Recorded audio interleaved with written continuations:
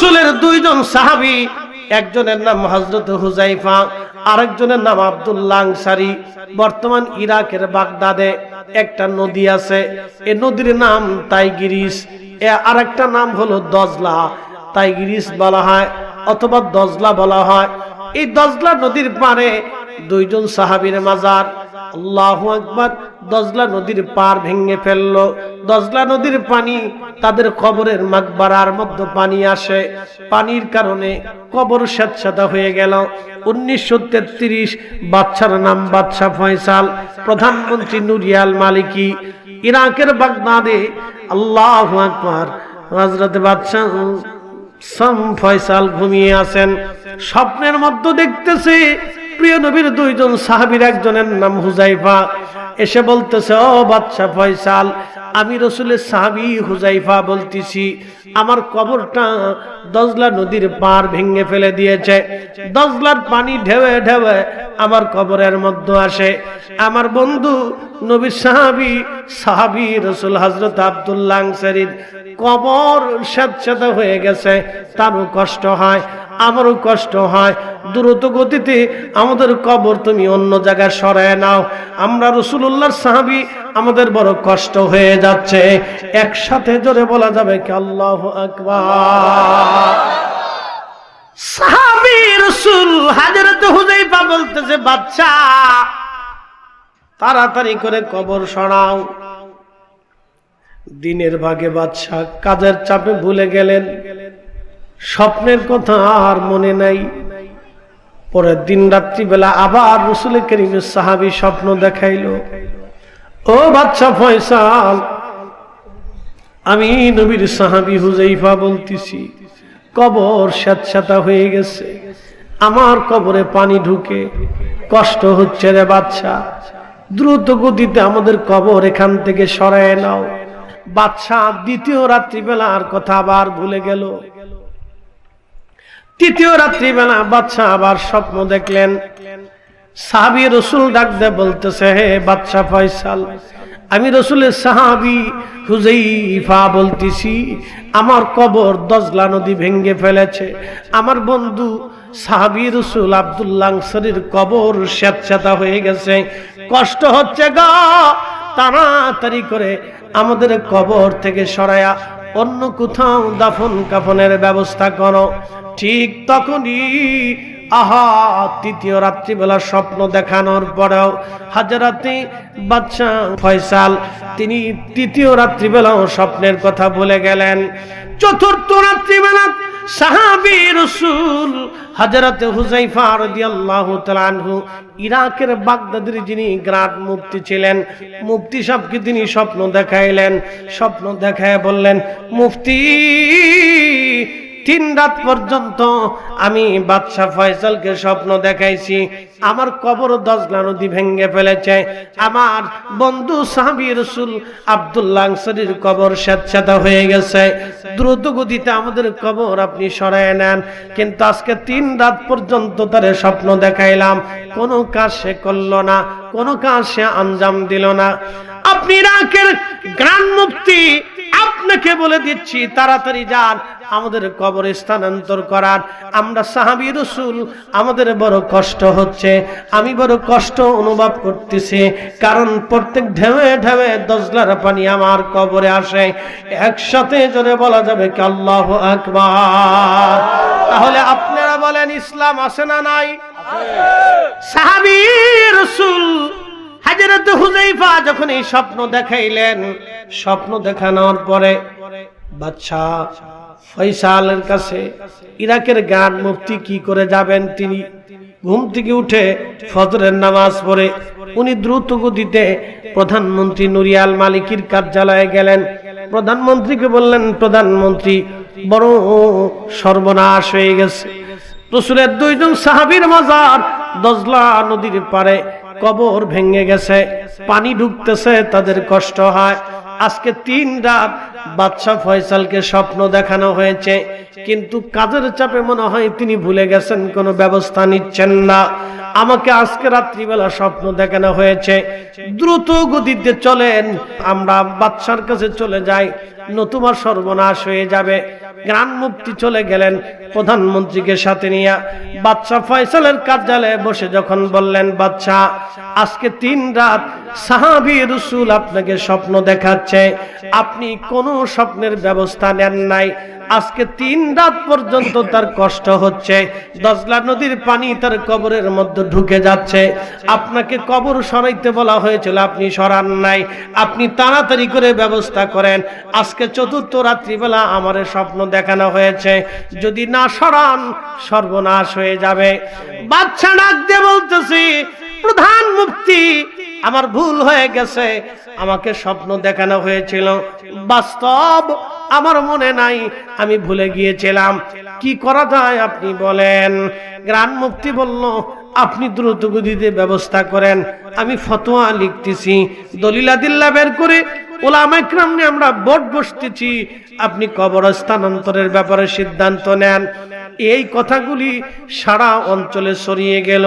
Electric media 1933, তখন এরকম Facebook ছিল না, এত পত্র পত্রিকা ছিল না, এত সুন্দর ব্যবস্থাপনা তখন ছিল না। সারা পৃথিবীতে টেলিভিশনের মাধ্যমে, টেলিগ্রাফের মাধ্যমে, রেডিওর মাধ্যমে সারা দুনিয়াতে সংবাদ ছড়ায় গেল। তখন হজের মৌসুম ছিল, লক্ষ লক্ষ হাজিরা আরাফাতের মাঠ দিয়া মক্কাতুল মুকাররমে হজের আনুষ্ঠানিকতার মধ্যে ব্যস্ত ছিল। হাজিদের মধ্যে এই ঘটনা ছড়ায় গেল। হাজিরা দরখাস্ত পাঠাইতে লাগলো ইরাকের বাদশা বরাবর, বাদশা আপনি একটু দেরি করেন, আমরা হজ শেষ করব, আমাদের মন চায় সাহাবী রাসূল হযরতে হুযায়ফা আব্দুল্লাহ আনসারী রাদিয়াল্লাহু আনহুমার 2 জনের চেহারা আমরা দেখতে চাই, কারণ রাসূল দেখি নাই, সাহাবী দেখে কলিজা ঠান্ডা বানাইতে চাই। ইসলাম হক না বেহক? হক। আল্লাহ আছে না নাই? আছে। রাসূল সত্য না মিথ্যা? বাস্তবতা থেকে বলতেছি।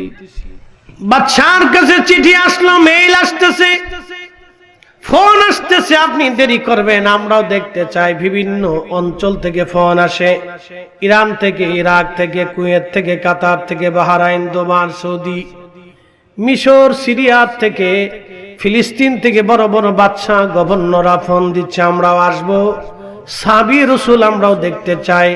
কারণ 1400 বছর আগে সাহাবীরা কেমন ছিল সেটা আমরা দেখতে চাই। আমরা রাসূল দেখি নাই, কিন্তু সাহাবী দেখব। হাজিরা আসবে। বাদশা ফয়সাল চিন্তায় পড়ে গেলেন। একদিকে সাহাবী তাগাদা দিচ্ছেন কবর সরানোর জন্য, অন্যদিকে দজলা কবর ভেঙে ফেলে দিয়েছে। সাহাবীর কষ্ট হয়, এই কবর কি করে সরানো যাবে, এখন কেমনে সরাই, কি করব। আবার বোর্ড বসে গেলেন। মুফতি সাহেব তিনি পরামর্শ দিলেন, বাদশাহ একটা কাজ করা যায়। কাজটা হলো, এই যে দজলা নদী যেই পারে কবর ভেঙে ফেলে দিয়েছে, ওই পাশটা আমরা সুন্দর করে সিমেন্ট দিয়ে ঢালাই করে আমরা একবারে পানির পাশটা ঘিরে ফেলে দিয়ে এই পাশের পানিগুলি ওই পাশে ফেলাই দিয়া আমরা ওই জায়গাটাকে শুকনা বানায় দেই। শুকনা বানানোর পরে আমরা এরপরে যখন মুসলমানরা ইরাকের বাগদাদে আসবে এবং সবাই আসার পরে আমরা একটা দিন তারিখ নির্দিষ্ট করে আমরা সাহাবী রাসূলকে এখান থেকে সরায় নেব। একসাথে বলা যাবে কি আল্লাহু আকবার। আরে 1450 বছর আগে রাসূল যা বললেন তাহা সত্য, কোরআন যাহা বলেছে তা সত্য। আল্লাহ বলেন, আল্লাযীনা আমানু ওয়া কানু ইয়াত্তাকুনা লাহুমুল বুশরা ফিল হায়াতিদ দুনিয়া ওয়া ফিল আখিরাহ। 1933 সাল, পৃথিবীর এক বিশুদ্ধ ইতিহাস, আজকের কথা না, একবারে লক্ষ লক্ষ মানুষ তার সাক্ষী ছিল, সাহাবী রাসূল। তো ওইভাবে ড্রেজিং সিস্টেম করে বেড়িবাঁধ তৈরি করে দিয়ে ভিতর থেকে পানি নিষ্কাশন করা হলো, কবর শুকিয়ে দেওয়া হলো। হজ শেষে হাজার হাজার হাজি ধীরে ধীরে ধীরে ধীরে ইরাকের বাগদাদে ঢুকতে লাগলো। সালমান পার্ক, যেখানে সালমান ফার্সি রাদিয়াল্লাহু আনহু ঘুমিয়ে আছেন। এই সালমান ফার্সির 250 বছর হায়াত হয়েছিল, তিনি ইরাকের গভর্নর ছিলেন। আজকে শুনে যাবেন ইতিহাস, এগুলি আমাদের জানাটা খুব দরকার। ইতিহাস থেকে আমাদের শিখার অনেক কিছু আছে। আমরা মুসলিম কেমন ছিল, আমাদের পূর্ববর্তী মুজাহিদরা কেমন ছিল, আমাদের পূর্ববর্তীরা কেমন ঈমান ইয়াকিনের অধিকারী ছিল, এগুলি শুনলে আমাদের ঈমান বাড়ে। কথা কোন ঠিক কিনা? আমাদের ঈমান কি হয়? বাড়ে, ঈমান মজবুত হয়, দৃঢ় হয়, যে না আমি সঠিক আকীদা বিশ্বাস ও দ্বীনের উপরে আছি, আমি সঠিক আকীদা বিশ্বাস ও দ্বীনের উপরে আছি। এটা শুনলে আমাদের ঈমান মজবুত হয়। হযরত সালমান ফারসি রাদিয়াল্লাহু আনহুর মাজার যেখানে, পাশে দুইটা কবর খনন করা হলো। একটা কবর হবে সাহাবী রাসূল হযরত হুযায়ফা রাদিয়াল্লাহু আনহু, আর একটা কবর হবে হযরত আব্দুল্লাহ আনসারী রাদিয়াল্লাহু আনহু। দুইজনের কবর সালমান ফারসি রাদিয়াল্লাহু আনহুর মাকবারার পরে ওনার রওজার পাশেই করা হবে। সালমান ফারসি উনি ইরান দেশের মানুষ ছিলেন, 250 বছর পর্যন্ত পৃথিবীতে বেঁচে ছিলেন। তিনি সাহাবী রাসূল ইন্তেকাল করার আগে ইরাকের গভর্নর ছিলেন। মাসে 6000 টাকা বেতন পেতেন, তৎকালীন সময়ে 6000 দিরহাম। এই 6000 টাকা বেতন পাওয়ার সঙ্গে সঙ্গে পরের দিন সব গরিব মানুষের মধ্যে বন্টন করে দিতেন। উনি এত বড় আশিক রাসূল, ইন্তেকাল যখন করবেন তিনি কান্নাকাটি শুরু করে দিলেন। লোকেরা বলল, হুজুর, আল্লাহর নবী আপনাকে খুব ভালোবাসতো, কি জন্য আপনি কান্না করেন? সাহাবী রাসূল ডাক দিয়ে বলতেছিলেন, হে আমার সাথীরা, আমার রাসূলের সামনে কিয়ামতের ময়দানে আমি কোন চেহারা নিয়ে দাঁড়াবো, আমার লজ্জা করতেছে। যদি রাসূল আমার উপর বেজার হয়, আমি সালমান ফারসির জিন্দেগি বরবাদ হয়ে যাবে, জিন্দেগি বরবাদ হয়ে যাবে। লোকেরা বলল, হুজুর কেন কান্না করেন আপনি? বলে, দেখো, আমার নবী ইন্তেকালের সময় সমস্ত সম্পদগুলি তিনি আল্লাহ রাস্তায় দান করে কবরে চলে গেছে, কিছুই তিনি রেখে যান নাই, শুধু এলেমটা তিনি ওয়ারিস সূত্রে রেখে গেলেন। তার কলিজার টুকরা দৌহিত্র হাসান হুসাইনের জন্য তিনি তেমন কিছু রেখে যান নাই। অথচ আমি সালমান ফারসির কত সম্পদ আজকে জমা হলো, এত সম্পদ নিয়ে কবরে যদি চলে যায়, মেহশরের মাঠে রাসূলের সামনে কোন চেহারা নিয়ে দাঁড়াবো? বলে, কি সম্পদ আপনার জমা হয়েছে?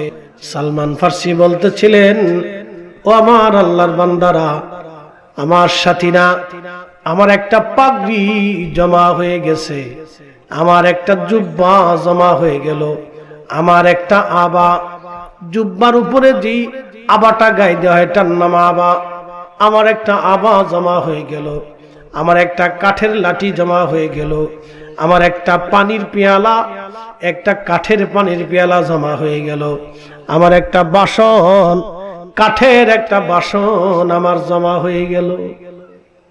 চিন্তা করবেন, তার আল্লাহকে কি করে ভয় করতেন? একটা কাঠের বাসন, একটা কাঠের পেয়ালা, একটা কাঠের লাঠি, একটা পাগড়ি, একটা জুব্বা, একটা আবা, এই সামান্য সম্পদ জমা হতে উনি হাওয়া করে কাঁদতেছে, আমি আল্লাহ রাসূলের সামনে কোন চেহারা নিয়ে দাঁড়াবো, এত কিছু জমা হয়ে গেল আমার। সাহাবীরা, আমি সালমানের ইন্তেকালের পরে জুব্বা দিয়ে, আবা দিয়ে, আমার কাফনের কাপড় বানানোর পরে যা থাকবে রে, সব কিছু তোমরা গরিব মানুষের মাঝে দান করে দিবা। সাবধান, একটা সম্পদ সালমানের জন্য জমা রেখে দিবা না, সব আল্লাহ রাস্তায় তোমরা দান করে দিবা। ওনার মাজারের পাশে দুইটা কবর খনন করা হলো, একটা কবর হুযায়ফা আর একটা কবর আব্দুল্লাহ আনসারী রাদিয়াল্লাহু আনহুমা। লক্ষ লক্ষ হাজী, লক্ষ লক্ষ ইরাকবাসী, লক্ষ লক্ষ মুসলমান আজ আসছি 1350 বছর পর্যন্ত কবরের ভিতরে কি করে একটা মানুষের দেহ অক্ষত থাকে। অথচ বিজ্ঞান বলল মাত্র 2 মাসের মধ্যে মানুষের শরীরের গোশতগুলি মাটির সাথে মিশে যাবে। হাড্ডিগুলি 1 বছরে মাটির সাথে মিশে যাবে, কিন্তু 1350 বছর পার আজ হয়ে গেল। বাদশাহ ফয়সাল নুরি আল মালিকি গ্রান্ড মুফতি উলামায়ে কেরাম মন্ত্রী পরিষদ নিয়া সুধী জন নিয়া সর্বপ্রথম তারা হযরতে হুযায়ফা রাদিয়াল্লাহু আনহুর মাজারে গেলেন। উপর থেকে ধীরে ধীরে ধীরে ধীরে মাটি সরাইতে লাগলেন। যদি কোদালের দাগ একবার যদি শরীরে বসে সর্বনাশ হবে। ধীরে ধীরে মাটি সরাইতে লাগলেন। উপর থেকে মাটি সরাইয়া একবারে সম্পূর্ণ মাটি সরানোর পরে মুসলমানরা দেখে কবরের ভিতরে 1350 বছর আগে হযরত হুযায়ফা রাদিয়াল্লাহু আনহুকে যেইভাবে দাফন করা হয়েছিল তার কাফনের কাপড়টাও মাটিতে ধরে না। হাত উঁচা করে বলেন আল্লাহু আকবার। আল্লাহ আছে, আছে, আখিরাত আছে, ফেরেশতা আছে, দিন আছে, কবর আছে, জান্নাত আছে, জাহান্নাম আছে, হাসরের বিচার বসবে, ফেরেশতা আছে, মুনকার নাকির, কিরামান কাতিবিন, নবীরা ছিল। আহা, এটাই আমাদের ঈমান। কথা বলেন ঠিক না বেঠে? হযরত হুযায়ফা রাদিয়াল্লাহু আনহুর কবর থেকে ক্রেন দিয়ে মাটি সহ উঠিয়ে যখন আনা হলো, সমস্ত মাটিগুলি সরাইয়া খাটিয়ার উপরে যেই কাফনে 1350 বছর আগে দাফন করা ছিল ওই কাফনের ভিতরেই ওনাকে রাখা হলো। দেখা যাচ্ছে ওনার কাফন এবং দেহ থেকে 1350 বছর বড় আল্লাহর জান্নাতের ঘেরান আসে।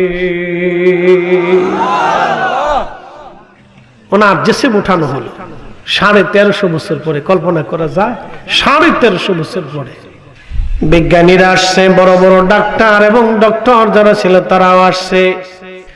সারা পৃথিবীর মানব বিজ্ঞানীরা আসছে সাহাবী দেখার জন্য। কি করে সম্ভব? 1300 বছর পরে এখনো একজন মানুষ কবরে জিন্দা আছেন, কবরে ওই অবস্থায় আছে। সবাই এসে হাত ধরে দেখে হাতের ব্লাড সার্কুলেশন, রক্ত সঞ্চালন তখনও চলে। মানুষ মারা গেলে রক্ত সঞ্চালন বন্ধ হয়ে যায়, শরীর ঠান্ডা হয়ে যায়, কিন্তু সাহাবী রাসূল হুযায়ফা রাদিয়াল্লাহু আনহুর শরীর তখনও গরম। আর আমাদের শরীর থেকে 24 ঘন্টা কি বের হয়? পোকা পোকা পোকা পোকা।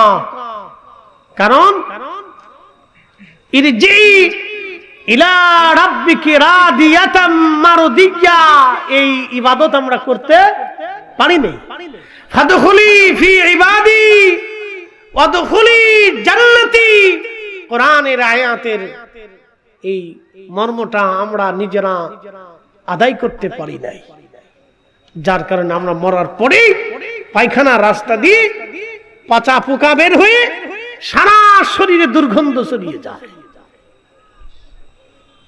কল্পনা করতে পারবেন যে 1300 বছর পরেও একটা মানুষের শরীর ব্লাড সার্কুলেশন চলতেছে, তখনও তার শরীর গরম, তার চেহারা তখনও নুরানি, ঠোঁট তখনও জিন্দা, চোখ তখনও জিন্দা, কান তখনও জিন্দা, চুল তখনও তাজা, মাথার চুল তাজা, দাড়ি তাজা, ভুরু তাজা, ত্বকগুলি তখনও তাজা, তার শরীরের সৌন্দর্য তখনও সুন্দর। একসাথে বলা যাবে আল্লাহু আকবার। তাদেরকে শ্রেষ্ঠের শ্রেষ্ঠত্ব আসনে আসীন করেছে সোহবতে রাসূল। আমাদেরকে এরকম মুসলমান হতে হবে, ইমানে আমলে একিনে কাজে কর্মে ইমানে বিশ্বাসী আমাদেরকে এরকম মুসলমান হওয়া লাগবে। আহা, হযরত হুযায়ফাকে উঠানোর পরে আব্দুল্লাহ আনসারী রাদিয়াল্লাহু আনহুর কবর সরানোর পরে দেখা গেল ঠিক সাহাবী রাসূল হুযায়ফা যেমন আব্দুল্লাহ আনসারীর কবরের মধ্যে তিনিও তেমন, বিন্দু পরিমাণেও চেহারা নষ্ট হয় নাই, চুল পড়ে যায় নাই, কাফনের কাপড় নষ্ট হয় নাই। দুইজন একই রকম কোনো পরিবর্তন নাই। 1350 বছর আগে যেইভাবে দাফন করা হয়েছিল 1350 বছর পরে ওইভাবেই পড়ে আছে। আহা, ওনাদেরকে উঠানোর পরে লক্ষ লক্ষ মুসলমান দেখে দেখে কান্নার রোল পড়ে গেল। সবাই কান্না করে। আমরা নবী দেখি নাই কিন্তু সাহাবী দেখলাম, আমরা নবী দেখি নাই কিন্তু সাহাবী দেখার সৌভাগ্য হলো। জার্মান একজন বিজ্ঞানী তিনি চিন্তা করলেন সমস্ত শরীর যদিও এইভাবে রয়েছে কিন্তু চোখটা তো মরে যাওয়ার কথা, চোখটা তো তখনও তাজা থাকার কথা না। জার্মান বিজ্ঞানী হযরত হুযায়ফা রাদিয়াল্লাহু আনহুর চোখ পরীক্ষা করার জন্য তিনি কাছে আসলেন। আসার পরে চিন্তা করলেন বডি তো ঠিক আছে কিন্তু চোখ তখন ওইভাবে কিভাবে থাকে, চোখটা তো মরে যাওয়ার কথা, চোখটা তো নষ্ট হয়ে যাওয়ার কথা। বিজ্ঞানী হযরত হুযায়ফা রাদিয়াল্লাহু আনহুর চোখের পাতা সরাইয়া যখন চক্ষু মোবারকের দিকে নজর মেরেছে, হযরত হুযায়ফার চক্ষু থেকে একটা নূর আসে। ইত্তাকু ফারাসাতাল মুমিন ফাইন্নাহু ইয়ানজুরু বিনুরিল্লাহ। রাসূল বললেন আমার মুমিনের চাহনিকে তোমরা ভয় করো, কেননা ইয়ানজুরু বিনুরিল্লাহ, মুমিন যারা তারা আল্লাহর নূর দিয়া দেখতে পায়। আল্লাহর ওলি যারা আল্লাহর নূর দিয়ে তারা দেখতে পায়। হযরতে হুযায়ফা রাদিয়াল্লাহু আনহুর চোখের নূরের আলোতে তখন জার্মান বিজ্ঞানীর চোখ আলো বন্ধ হয়ে গেল। তিনি চোখের আলো বন্ধ হয়ে যাওয়ার পরে কিছু সময় পরে তিনি চোখের আলো ফিরে পাইলেন। গ্রান্ড মুফতির হাত ধরে বললেন মুফতি আর বোঝার বাকি নাই, যেই ঈমান, যেই ইয়াকিন, যেই কালেমা, যেই কোরআন, যেই সুন্নাহ, যেই নবীর আনিত বিধানের উপরে বিশ্বাস স্থাপন করার কারণে, ঈমান আনার কারণে একজন মানুষ 1350 বছর পর্যন্ত মাটির নিচে এইভাবে থাকতে পারে, অক্ষত থাকতে পারে। আমার আর বুঝার বাকি নাই। আমি জার্মান চক্ষু বিজ্ঞানী, এই মুহূর্তে আপনি আমার কালেমা পড়ায় দেন। ওই আল্লাহ সত্য, ধর্মই সত্য, ওই নবী সত্য, এই দিন সত্য, এই আনিত বিধানই সত্য, ঈমান সত্য। আমার আর বুঝার বাকি নাই, আমাকে এখনই কালেমা পড়ায় দেন। লা ইলাহা ইল্লাল্লাহু মুহাম্মাদুর রাসূলুল্লাহ সাল্লাল্লাহু আলাইহি ওয়াসাল্লাম। তাহলে বলেন আল্লাহ আছে না নাই? কবরে যেতে হবে, আল্লাহর আদালতে দাঁড়াইতে হবে। অতএব আপনাদেরকে আজ বলে দিয়ে গেলাম, শিখিয়ে দিয়ে গেলাম, আল্লাহর কোরআন সত্য, আল্লাহর নবী সত্য, এ আনিত বিধান সত্য। অবশ্যই আল্লাহর আদালতে দাঁড়াইতে হবে, কবরে চলে যেতে হবে। অবশ্যই ওই কবরে 3টা প্রশ্নের জবাব হবে। অবশ্যই ওই কবরে 3টা প্রশ্নের জবাব হবে, বাঁচার কোনো রাস্তা নাই। ওয়াজ করলে কি লাভ, শুনলে কি লাভ? লাভ হবে তার আমলে, আমলেও লাভ হবে না নবী প্রেম না থাকলে দিলে, নবী প্রেম থাকলে দিলে লাভ হবে কম আমলে। সুপারিশ করবেন নবী রোজ হাসরের ময়দানে। জ্ঞানী যারা বুঝে তারা শুধু ইশারায় নাদানের বুঝাইতে পারে আছে কে কোথায়। জ্ঞানীর মতো জ্ঞানী হলে অল্প কথাই বুঝে, কচুর মতো কচু হলে অল্প জালে সিজে। ইয়া রাব্বি, আর কোনদিন নামাজ ছাড়ব না, কোনদিন হারাম খাব না। ইয়া রাব্বি, আপনি মালিকের হুকুমের বাহিরে আর যাব না। ইয়া রাব্বি, আপনার রাসূলের সুন্নতের বাহিরে আর যাব না। এই চিন্তা যদি আমাদের থাকে এবং কাজে যদি পরিণত করতে পারি, আগামীর কবর আমাদের জন্য সহজ হয়ে যাবে। নতুবা মহাবিপদ, মহাবিপদ, মহাবিপদ। কথা বলেন ঠিক কিনা?